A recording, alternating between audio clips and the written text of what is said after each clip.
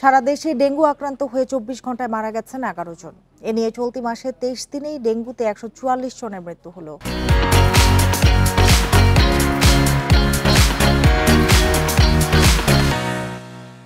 আর একদিনে হাসপাতালে ভর্তি হয়েছেন ১,০৭৯ জন ডেঙ্গু রোগী। রোববার স্বাস্থ্য অধিদপ্তরের বিজ্ঞপ্তিতে এ তথ্য জানানো হয়েছে। এতে বলা হয়েছে, এবছর এ পর্যন্ত ডেঙ্গুতে প্রাণহানি বেড়ে দাঁড়িয়েছে ৪৫৯ জনে। হাসপাতালে ভর্তি হয়েছেন মোট ৮৬,৭৯১ জন।